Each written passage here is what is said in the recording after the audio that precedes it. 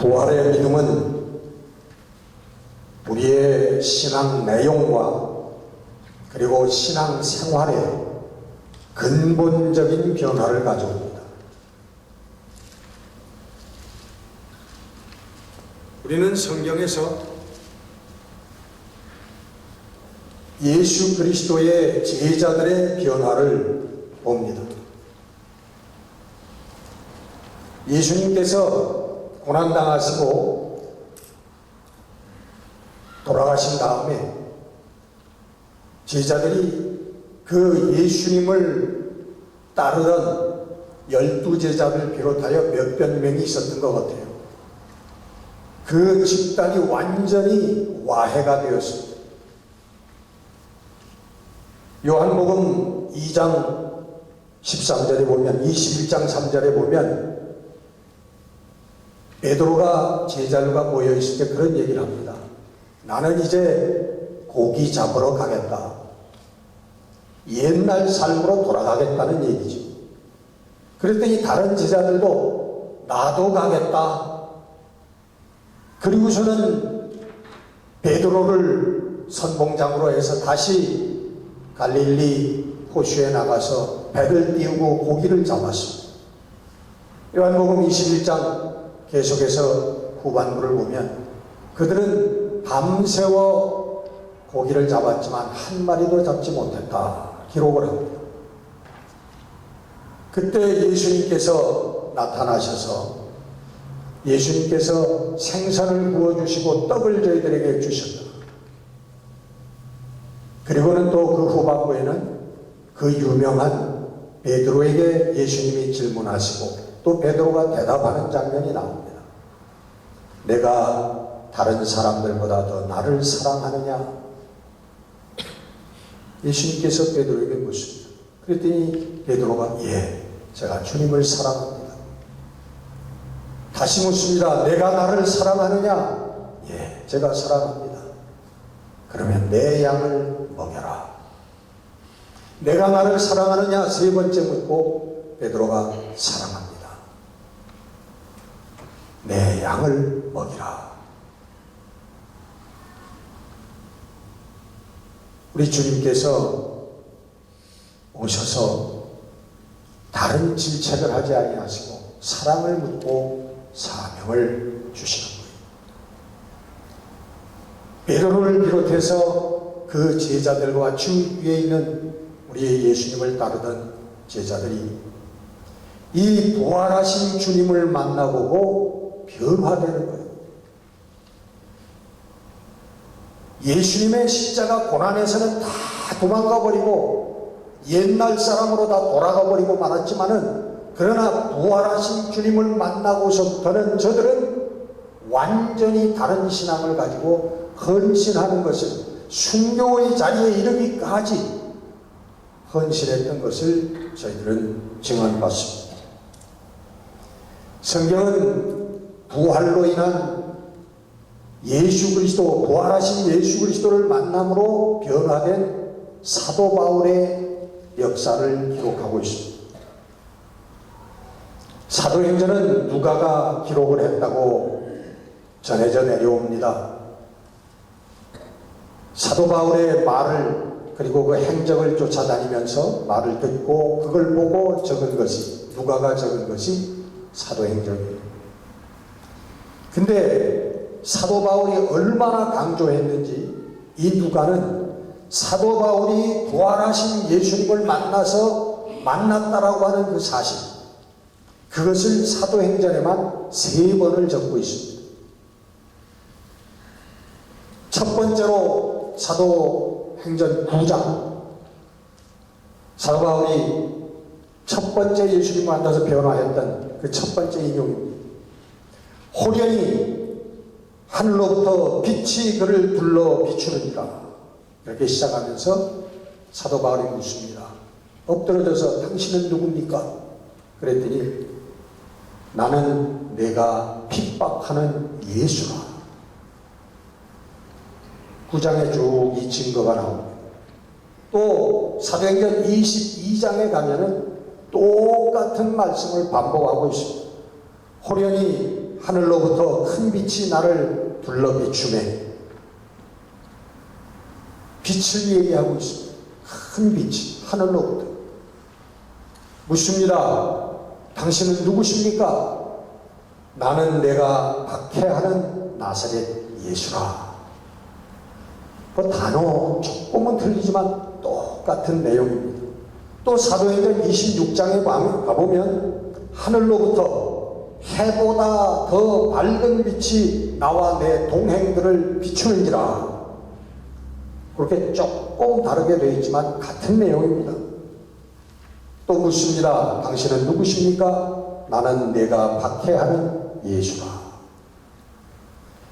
여러분, 성경에서 똑같은 사건을 한 편지에 3번이나 인용한다고 하는 것은 한 군데도 다른 데 없습니다. 특별한 경우입니다. 무슨 뜻인가 하면 사도 바울이 부활하신 예수님을 만나서 저의 삶이 송두리째 바뀌었다고 하는 것을 강조하는 거예요. 강조하고 또 강조하고 또 선포하는 거예요.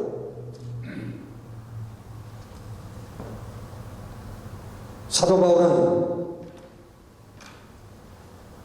저의 마지막 순교의 순간까지 희생하고 헌신하고 노력했던 모든 것들이 바로 예수 그리스도 부활하신 주님을 만나고 나서부터 시작되었다고 하는 그것을 말씀하고 있는 것입니다. 오늘 본문입니다. 만삭이 되어서 나지 못한 만삭이 되지 못하여 난 자 같은 내게도 보이셨느니라.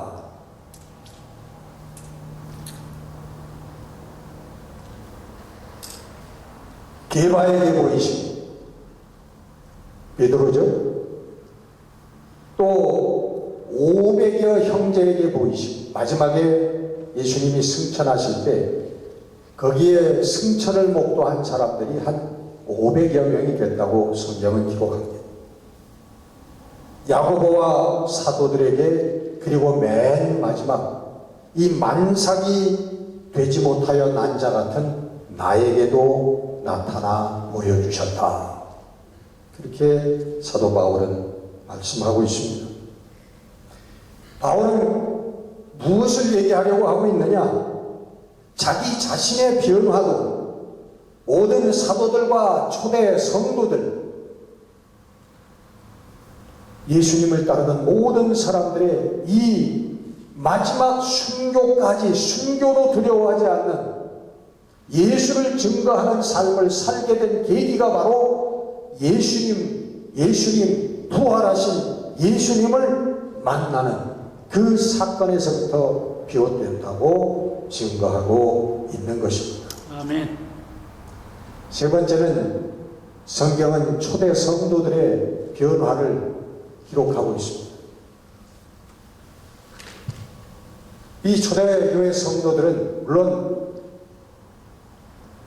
성경에 예수님이 부활하시고 승천하실 때 제자들 말고 사도들 말고 또 예수님을 따르던 제자들이 한 500여 명이 전부 총 500여 명이 부활하신 예수님의 승천을 보았다. 부활의 증인들이죠.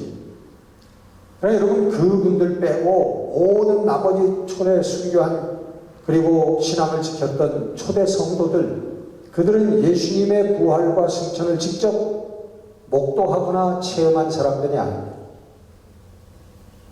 그들은 사도들의 증거와 초대 성도들, 예수님의 부활을 목도했던 몇몇 성도들의 증언에 의해서, 신앙 고백에 의해서 저희들은 믿게 된 사람들이에요. 오늘 우리들의 신앙도 마찬가지입니다. 오늘 여러분 우리들도 예수님도 우리가 만나보지 못했고 사도 바울도 만나보지 못했고 사도들도 그리고 초대교회 성도들 믿음을 지키다가 순교당하고 비참한 고문을 당하고 파멸했던 그 성도들도 우리는 직접 만나보거나 체험하지 못했습니다. 오늘 우리들이 부활하신 예수 그리스도의 믿음을 갖고 있는 것은 바로 여러분 성령의 역사인 줄 믿으시기를 바랍니다. 아멘. 성령께서 우리들에게 이 믿음을 주신 거예요. 이 신앙을 심어주신 거라고. 성령께서 역사하지 아니하셨으면 아무도 이 믿음을 갖고 이 자리에 있을 수 있는 사람이 아무도 없습니다. 오늘 우리들이 믿는 것은 온전한 성령님의 역사하심이라고 하는 거예요. 이 부활신앙은 모든 것을 다 변하게 합니다. 우리의 인생관도 변하게 하고, 우리의 세계관도 변하게 하고, 우리의 우주관도 변하게 하고, 우리의 역사관도 변하게 합니다. 우리 이 육신을 가지고 사는 생로병사, 태어나고 늙고 병들어서 죽고, 여러분 이것이 인생의 전부라고 생각하고 사는 사람과 예수 그리스도를 통한 영생의 부활이 있다고 믿고 사는 사람하고 그 삶은 여러분 하늘과 땅의 차이입니다. 완전히 그 생각과 마음이, 그의 생활이, 삶이 달라질 수밖에 없는 거예요. 같을 수가 없죠. 제가 아주 친하게 지냈던 자칭 사학자가 있습니다. 사학을, 역사학을 공부한 사람이 아닌데 저는 자칭 사학자라고 해요. 왜 그러냐 하면은 이 사람이 일본, 한국, 또 유럽 이런 세계 역사까지 그 연대를 아주 꿰뚫고 있어요.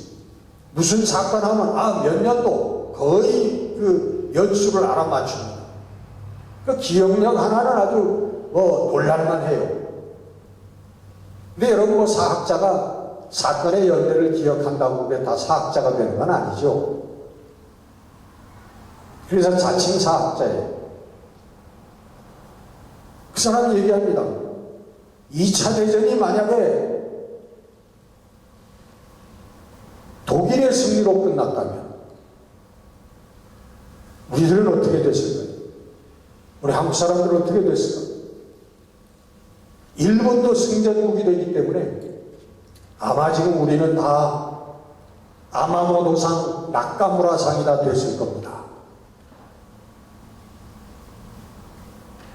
유럽에서 그 아랍 제국이, 이슬람 제국이 여러분 유럽을 제패했던 때가 있습니다.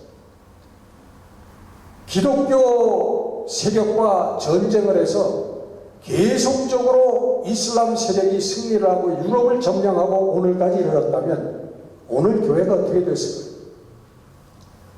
저는 한마디로 얘기해요. 쓸데없는 소리. 왜? 역사는 이럴 수도 있고 저럴 수도 있는 게 아닙니다. 우리 부활신앙을 가지고 있는 성도들은 뭐냐 하면 인간의 역사, 지구의 역사, 이 우주의 역사는 하나님께서 주장하시고 하나님의 계획 안에서 진행되어져 간다고 하는 것을 믿는 사람들입니다. 아멘. 그렇기 때문에 모든 역사의 고비고비마다 하나님께서 역사하셨고 하나님께서 오늘의 역사를 이끌어 오셨고 그리고 마지막 하늘과 새하늘과 새 땅이 임할 때까지 하나님께서 이 역사를 주장해 나갈 것이다 라고 하는 것을 믿는 것이 우리의 믿음인 것입니다. 아멘. 여러분 이 부활신앙을 정말로 갖는 사람이라면 하나님의 말씀이 우리의 삶의 절대적인 기준과 절대적인 법이 되어집니다. 세상은 이런 법이야. 그런 얘기 많이 하잖아요. 법 얘기를 많이 합니다. 이런 경우라는 거죠. 어떤 경우에도 모든 것의 기준과 바탕은 하나님의 말씀이라고 고백하게 되고 믿게 되고 그렇게 살게 되는 것이 부활신앙을 가진 사람들의 모습인 것입니다. 윤리, 도덕, 사회법, 어느 나라법 그 위에 하나님의 법이 있다라고 하는 것을 믿게 된다. 이 하나님의 말씀의 법을 따라서 살면 세상 법도 위반할 일도 없어요. 그거 여러분 아세요? 하나님의 법을 내가 믿고 산다고 해서 초법적인 그런 사람이 되는 게 아니에요. 다 이 세상 법을 다 포용해서 그것도 다 충분하게 지키고도 누구보다도 다 잘 지킬 수 있게 됩니다. 근데 요즘에는요, 그게 아니에요. 요즘엔 세상법이 하나님을 적대하는 그런 방향으로 흘러가고 있습니다. 여러분 잘 아시죠? 예를 들면 동성애 같은 거. 요즘 미국에서 여러분 동성애 차별하면, 동성애자 차별하면 여러분 감옥 갑니다. 동성애자가 와가지고 저에게 와가지고 목사님 저기 이 남자하고 제가 결혼하려고 합니다. 결혼식 주례해 주세요. 너 못합니다 그러면 제가 감옥 가요. 차별했다. 여러분 하나님의 법을 지키는 것이 사회법의 저촉이 될 때 여러분 이게 뭡니까? 이게 여러분 말세의 징조라는 마지막 때의 징조라는 것입니다. 여러분 깨달으셔야 돼요. 우리가 지금 마지막 때를 살고 있다고 하는 걸 여러분 깨달으셔야 됩니다. 예수님께서 뭐라고 하셨습니까? 마지막 때는 천처의 지진과 기근과 전쟁이 일어나고 자연재해가 일어난다는, 전쟁이 일어난다는 거예요. 그리고 어떤 사람들은 엄청나게 먹고 버리고 하지만은 어떤 많은 사람들은 먹을 것이 없어서 굶주려 죽어간다는 거예요. 빈부의 격차가, 어떤 사람들은 어마어마한 사치를 부리고 영화를 누리지만 어떤 사람들은 물과 음식이 없어서 죽어가고 있는 그런 세상이 온다는, 그 세상이 지금 와 있지 않습니까? 너무나 풍족하게 잘 사는 이 미국 땅에 살기 때문에 우리는 그것을 못 느껴요. 가봐야 됩니다, 여러분. 자, 가까운 멕시코에도 가봐야 되고요, 아프리카에도 가봐야 되고요. 가서 보세요. 마지막 때가 온 것을 여러분 깨달으시기를 바랍니다. 사랑이 없어지고 무정하고 비정한 사회가 되어갑니다. 용서가 없습니다. 포용이 없습니다. 여러분 이 부활신앙을 믿지 않는 사람들은요, 잘해봐야 윤리적인 수준에서 끝나게 되어 있습니다.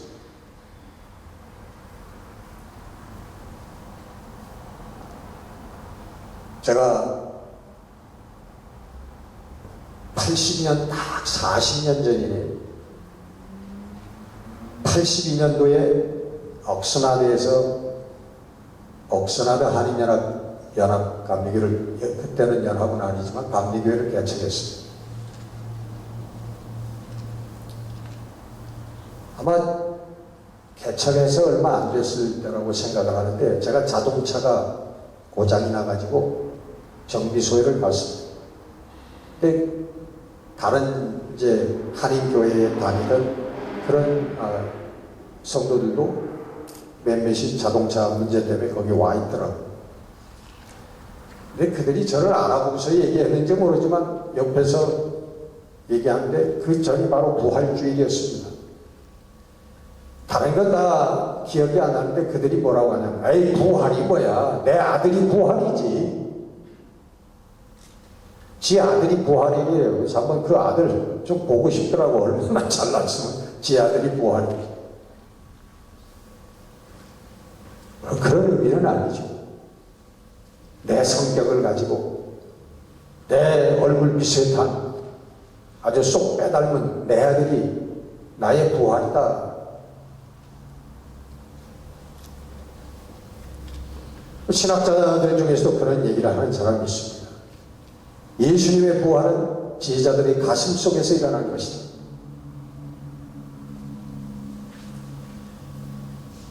어쨌거나 저쨌거나 이 부활을, 실제적인 부활을, 예수님의 부활을 믿지 않는 사람들은 잘해봐야 윤리적인 수준의 삶에 그치고 맙니다. 저 남에게 해 끼치지 말고, 저 싸우지 말고, 그저 내 것 잘 지키면서 남에게 피해 주지 말고 살면 되는 거 아닙니까? 예수 믿는다고 하는 것, 예수의 가르침이 그저 이렇게 잘 살라고 서로 하는 것이 예수의 가르침이 아닙니다. 그렇게 얘기합니다. 예수님의 부활, 역사책을 뒤져봐. 다른 나라를 건국하고 했던 영웅들, 전쟁 영웅들, 고대의 영웅들, 그들도 다 부활했다고 얘기를 해요. 이거 영웅 신화에 불과한 것이야. 그렇게 얘기를 합니다. 불행한 일이죠. 소위 말해서 우리 휴머니즘, 인본주의라고 하는 것입니다. 하나님의 말씀이 그들에게서는 윤리적인 수준에서, 교훈적인 수준에서 끝날 수밖에 없습니다.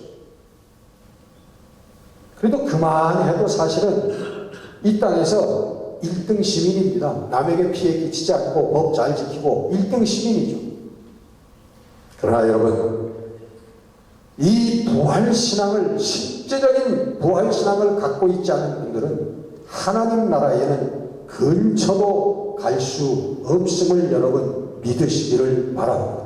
하나님 나라에 들어가는 사람들은 한 사람도 빠짐없이 이 예수 그리스도의 실제적인 부활을 실제로 믿는 사람들인 것을 믿으시기를 주의 이름으로 축원합니다. 아멘. 인본주의 신앙은 우리 신앙하고 비슷해요. 비슷하게 보입니다. 다른 사람하고 다투지 말고, 이왕이면 좀 도와주면서 비슷합니다.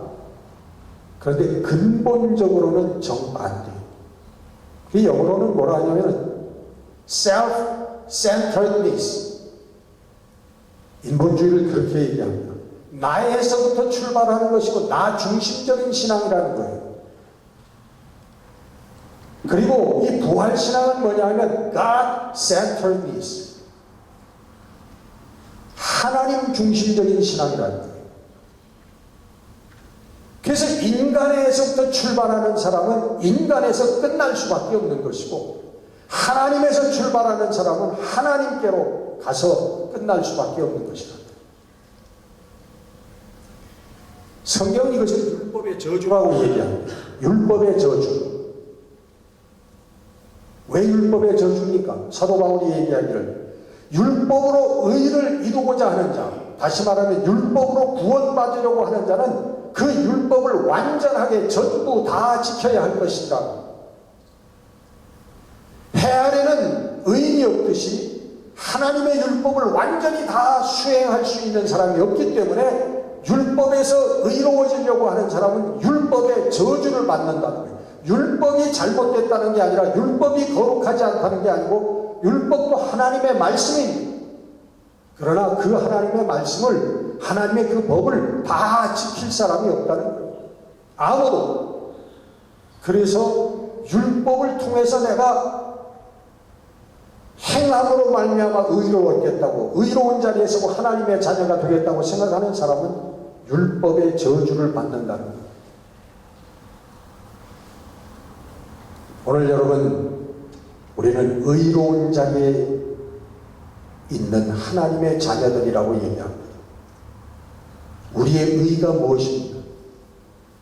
바로 하나님께서 보내신 예수 그리스도, 그의 순종의 십자가, 희생의 십자가를 통해서 흘려주신 보혈이 오늘 내 모든 죄를 씻어주신다고 하는 이 믿음, 그리고 부활하신 예수를 따라 우리도 믿으면 부활할 것이라고 하는 이 믿음, 이것으로 우리는 하나님의 자녀가 되는 것입니다.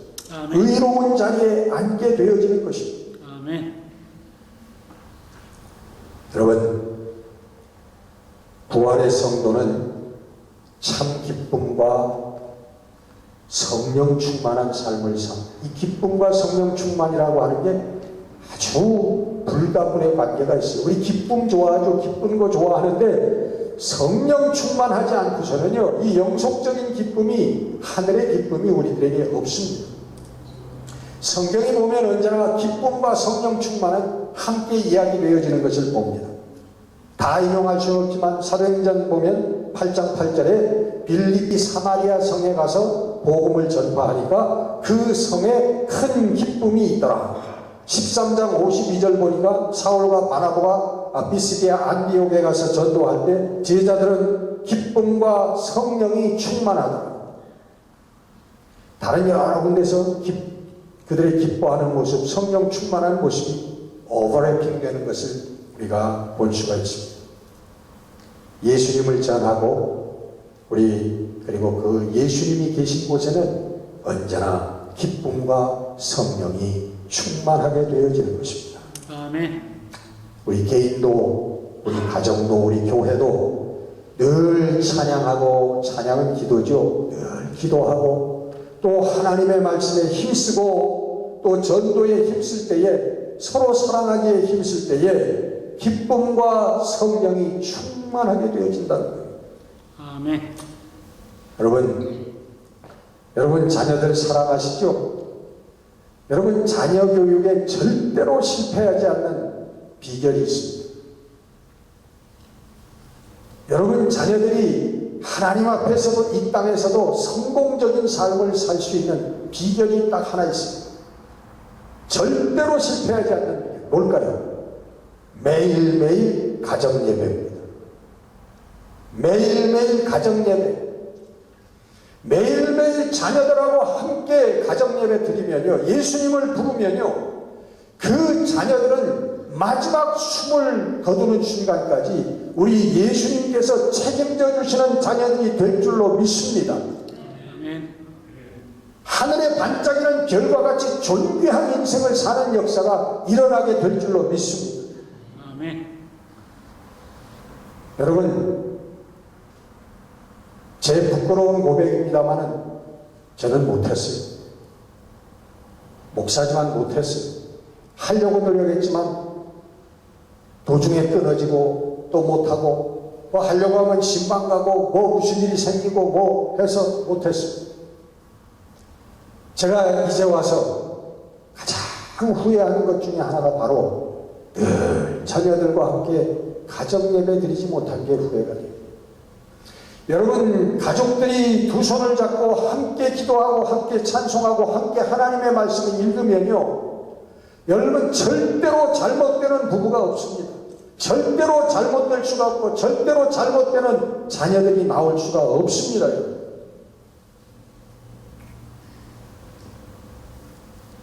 여러분, 우리 부활의 믿음을 가진 성도들은 어떤 어려움과 역경이 닥쳐도 우리 성령의 도우심, 성령 안에서 기도하며 말씀을 믿으며 인내하여 승리할 뿐만 아니라 하나님의 영광을 드러내는 삶을 살게 되어지는 것입니다. 예수님이 부활하셨습니다. 여러분, 부활하셨다는 건 무슨 뜻이에요? 다시 사셨다는 것입니다. 그러면 사셨으면 어디 계셔야 될 거 아니에요? 예수님이 어디 계십니까? 네? 예수님이 어디 계시냐고? 부활하신 예수님은 여기에 계십니다. 이 자리에 계세요. 여기뿐만 아니라 온 이 세계와 우주에 하나님의 영광과 함께 예수님 계십니다.